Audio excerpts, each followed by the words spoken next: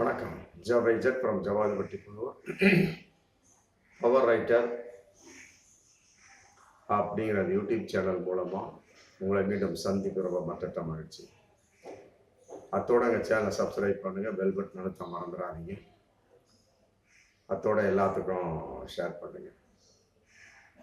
விசிக விடுதலை சிறுத்தைகள் கட்சி தொல் திருமாவளவன் அவருடைய கட்சி திமுக கூட்டணி ரொம்ப வெற்றிகரமான ஒரு கூட்டணி. ஆமாம், என்று ஆரம்பிக்கப்பட்டதோ அன்றிலிருந்து வெற்றிகரமான ஒரு கூட்டணி. ஏகப்பட்ட தேர்தல்களை சந்திச்சாங்க, இடைத்தேர்தல்கள், மற்றபடி சட்டமன்ற தேர்தல், நாடாளுமன்ற தேர்தல்,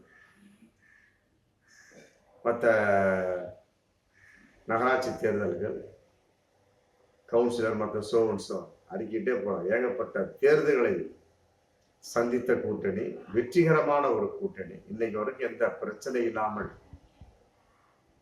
போய்கொண்டிருக்கக்கூடிய ஒரு கூட்டணி.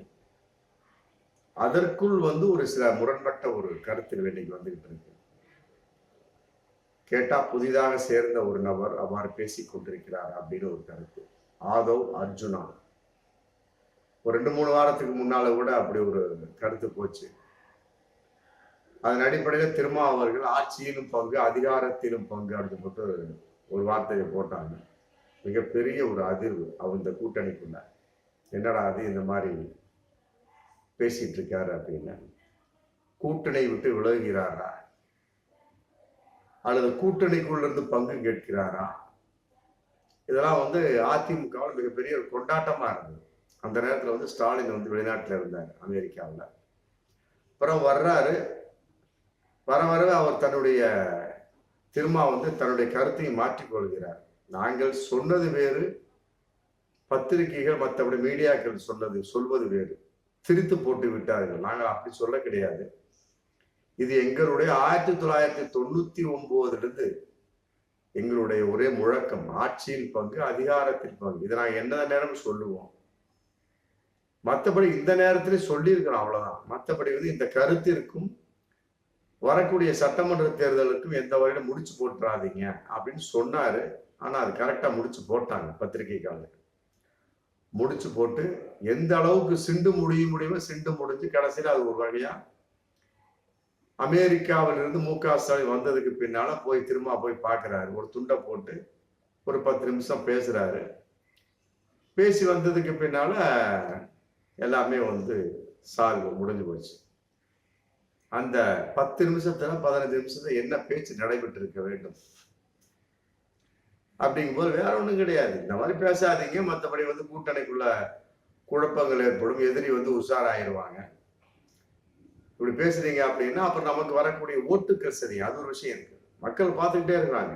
எல்லாத்தையுமே மக்கள் பார்த்து, அது விசிகாவா இருக்கட்டும், திமுகவா இருக்கட்டும், யாராக இருந்தாலும் சரி, மக்கள் பார்த்து கொண்டே இருக்கிறாங்க. நீங்க பாட்டுக்கு ஒவ்வொரு விஷயம் சொல்லிட்டு போகாதீங்க அப்படிங்கிற மாதிரி தான் பேசியிருக்க முடியும், வேற ஒன்றும் கிடையாது. மற்றபடி ஐயா தொல் திருமாவளவன் இந்த மாதிரி சொல்லியிருக்கலாம். நான் சொன்னது ஒண்ணுங்க, இவனுக்கு எடுத்து போட்டு திரிச்சு விட்டானுங்க பத்திரிகைக்காரங்களும், மற்றபடி மீடியா பீப்புள்ஸ் திரிச்சு விட்டாங்க. நாங்கள் ஒன்றும் அப்படி ஒன்றும் தவறு செய்யல. நீங்க எதுவும் வருத்தப்பட்டு விடக்கூடாது என்பதற்காகத்தான் நான் ஓடோடி வந்தேன்.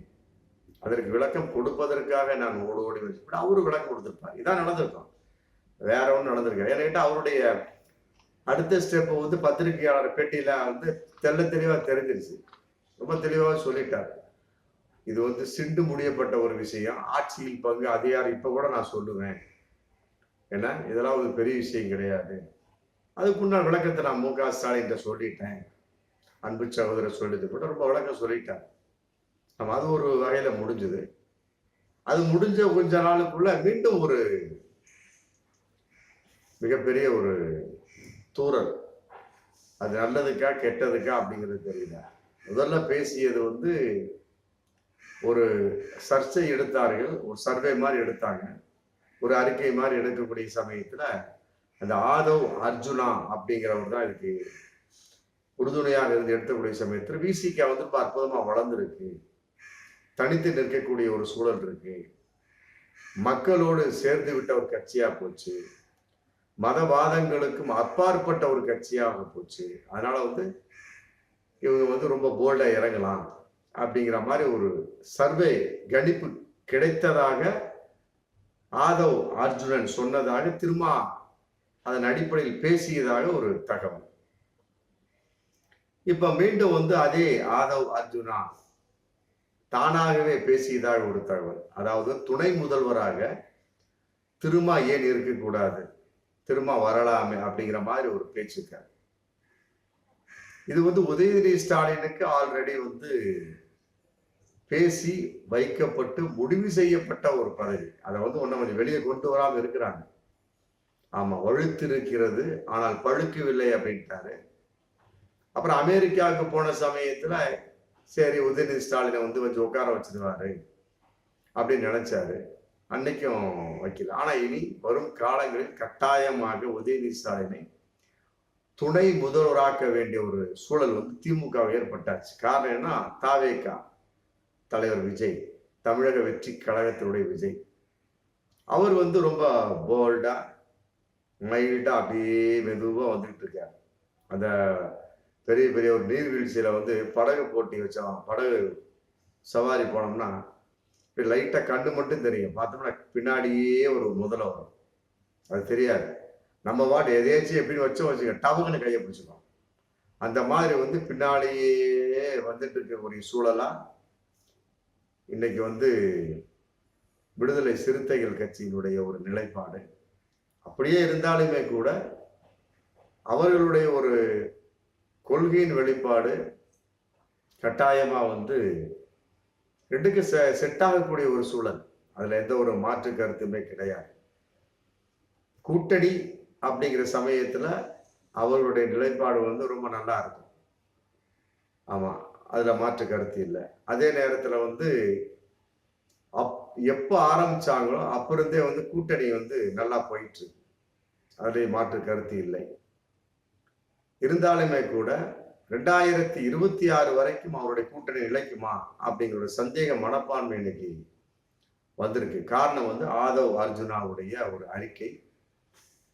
மற்றபடி வந்து உதயநிதி ஸ்டாலினை வந்து முதல்வராக போட வேண்டும் அப்படிங்கிற ஒரு விஷயத்தின் அடிப்படையில் இன்னைக்கு வந்து ஒரு திமுக வந்து நிலைப்பாடு எடுத்து வச்சிருக்கிறாங்க.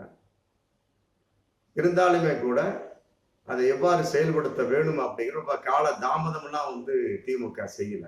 ரொம்ப எந்த நேரத்துல இறக்கணுமோ கரெக்டா இறக்கிட்டு இருக்காங்க. ஏன்னா முதல்ல சொன்ன பார்த்தீங்களா, அந்த படகுக்கு பின்னால வந்து விஜய் வந்த மாதிரி அப்படி பொறுமையா வந்துகிட்டே இருக்கிறார். பொறுமையா விஜய் வந்துட்டு இருக்கிறார் திமுகவுக்கு பின்னால.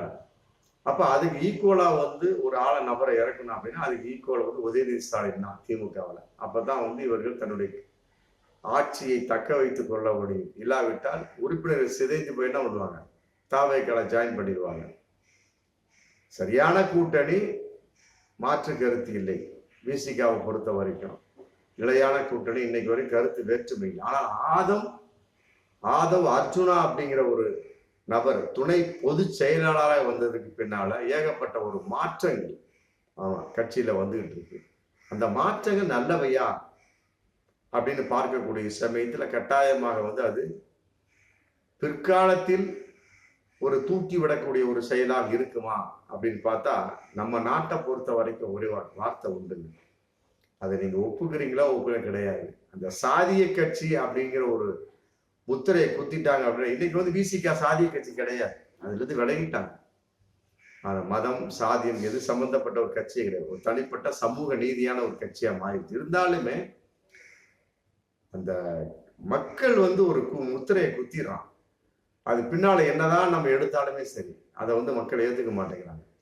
அப்ப என்ன ஆகுது, கடைசி வரைக்கும் அப்படியே கொண்டு போயிட்டு இருக்க. சினிமா மாதிரி சினிமாவில் வந்து ஆரம்பத்துல ஒரு குணச்சித்திர வேடத்துல வந்து ஒரு ஆளு கொடுத்துட்டாங்க, கடைசி வரைக்கும் குணச்சித்திர வேடமாவே கொண்டு போவான். அந்த நபர் நடிக்கிற நபர் என்ன பண்ணுவாரு, போராடுவார், கதாநாயகனுக்கு போராடுவார், வில்லனுக்காவது போராடு, கடைசி வரைக்கும் கொடுக்கவே மாட்டாங்க. அப்புறம் ஏதோ ஒரு நபர் கொடுப்பாங்க. கொடுத்த உடனே அந்த படம் சக்சஸ் ஆனாதான் இல்ல ஃபெயிலர் ஆச்சா ஒரு அந்த பழையபடி அந்த குணச்சித்திர வேடம் கூட அவருக்கு கிடைக்காது. அது மாதிரிதான் தனித்து நின்று போட்டியிடுவது மற்றபடி ஜெயிப்பது எல்லாம் பிறகுதான். இப்ப பாருங்க சீமானுடைய கட்சியை பாருங்க, நாங்கள் தனித்து நிற்போம் அப்படிங்கிறாரு. அங்கீகாரம் வந்துருச்சு. ஆமா. ஆனால் வந்து ஒரு எம்எல்ஏக்கள் அமைவார்களா அப்படிங்கிறதெல்லாம் சொல்ல முடியாது. அங்கீகாரம் என்பது வேறு, எம்எல்ஏக்களாக நாங்கள் போட்டியிட்டு வெற்றி பெறுவோம் என்பது வேறு. நல்லா புரிஞ்சுக்கிட்டீங்களா? 30 வருஷத்துக்கு முன்னால் ஆரம்பிக்கப்பட்ட விசிகா அது இன்னைக்கு தான் வந்து உங்களுக்கு அங்கீகாரத்துக்கே வந்திருக்கு.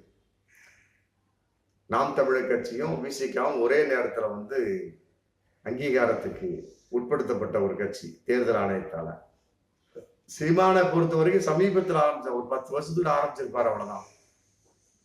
ஆனா விசிகா அப்படி இல்லை, 25-30 வருஷத்துக்கு மேல இருக்கு அவங்க ஆரம்பிச்சு. அப்ப என்ன ஆகுது? இலகுவாக வந்த ஒரு கட்சி அங்கீகாரத்தை நோக்கி அப்படின்னா சீமான் கட்சி, நாம் தமிழர் கட்சி. ஆனால் கஷ்டப்பட்டு, எப்படியெல்லாம் கஷ்டப்பட வேண்டும், கஷ்டப்பட்டு கருத்தியல் ரீதியாக, போராட்டங்கள் ரீதியாக, சும்மா சொல்லக்கூடாது. விடுதலை சிறுத்தைகளை பொறுத்த வரைக்கும் அவங்க கஷ்டப்பட்ட மாதிரி எந்த ஒரு தலித் கட்சி கஷ்டப்பட்டு இருக்காங்க. அந்த அளவுக்கு கஷ்டப்பட்டு வந்த ஒரு கட்சி.